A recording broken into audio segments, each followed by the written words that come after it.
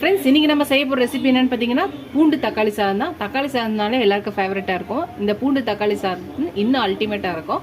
ஒரு வாட்டி செஞ்சுட்டிங்கன்னா அப்பப்போ செய்வீங்க. இது லஞ்ச் பாக்ஸ் ரெசிபிக்கு ரொம்ப ஃபேவரட்டாக இருக்கும். இது தொட்டுக்க பொட்டேட்டோ ஃப்ரையோ இல்லை எக் ஃப்ரையோ செஞ்சு சாப்பிட்டிங்கன்னா ரொம்ப சூப்பராக இருக்கும். வாங்க எப்படி ஒரு கடாய் வச்சுக்கலாம். அதில் ஒரு 2 டேபிள் ஸ்பூன் எண்ணெய் ஊற்றிக்கலாம். 1 ஸ்பூன் சோம்பு போட்டுக்கலாம். இது நல்லா பொரியட்டும்.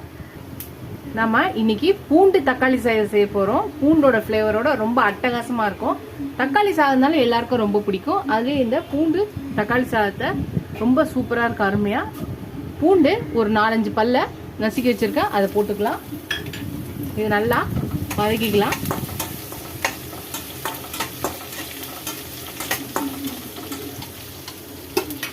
இப்போ கருவேப்பிலையை போட்டுக்கலாம். 2 பச்சை மிளகாய் போட்டுக்கலாம். 1 ஸ்பூன் இஞ்சி பூண்டு பேஸ்ட்டு போட்டுக்கலாம். இப்போ இது எல்லாத்தையும் நல்லா மிக்ஸ் பண்ணிக்கலாம்.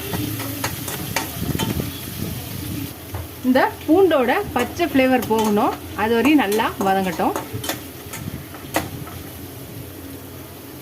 இப்போ மீடியம் சைஸு ஒரு 5 தக்காளி அருகிருக்கேன், அதை போட்டுக்கலாம்.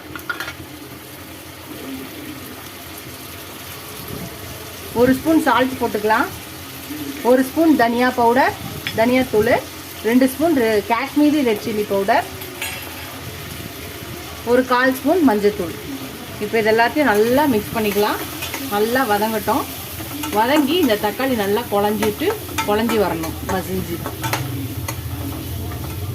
அதுவரை நம்ம இந்த சுருளை நல்லா வதக்கிக்கலாம். அவ்வளோதான், நல்லா வதங்கிடுச்சு. இப்போ நம்ம வடித்த சாதத்தை போட்டுக்கலாம். நான் இன்னைக்கு குலைவான சாதத்தில் வச்சுருக்கேன், குலைவா சாதம் வச்சுருக்கேன். இந்த சாதத்துக்கு குலைவா வச்சா ரொம்ப சூப்பராக இருக்கும். ஸோ அதனால் சாதத்தை கொஞ்சம் குலைவா வச்சுருக்கேன். உங்களுக்கு எப்படி வேணுமோ அதுக்கேற்ற மாதிரி இந்த ரைஸை வச்சுக்கலாம். இது நல்லா எல்லாத்தையும் நல்லா மிக்ஸ் பண்ணிக்கலாம்.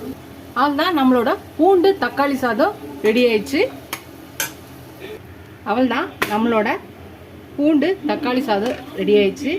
நம்ம பொட்டேட்டோ ஃப்ரை, வாழைக்காய் ஃப்ரை இந்த மாதிரி வச்சு சாப்பிடும்போது ரொம்ப அல்டிமேட்டாக இருக்கும். நம்ம இப்போ சாப்பிட்டு பார்க்கலாம்.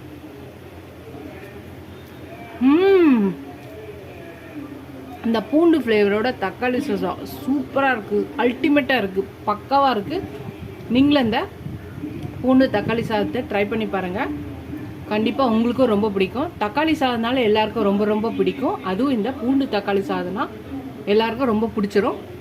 ஒரு வாட்டி செஞ்சிட்டிங்கன்னா நீங்கள் அப்பப்போ இதை செய்வீங்க. ட்ரை பண்ணி பாருங்கள். ட்ரை பண்ணி பார்த்துட்டு எப்படி இருக்குன்னு சொல்லுங்கள். இந்த வீடியோ பிடிச்சினா லைக் பண்ணுங்கள். ஃபஸ்ட் டைம் என் சேனலை பார்க்கணும், சப்ஸ்கிரைப் பண்ணிட்டு பாருங்கள். இதுவரை சப்ஸ்கிரைப் பண்ண எல்லா ஃப்ரெண்ட்ஸ்க்கு தேங்க்ஸ். இதோட அடுத்த வீடியோ அடுத்த ரெசிபியில் பார்க்கலாம். டாடா பாபா ஃப்ரெண்ட்ஸ்.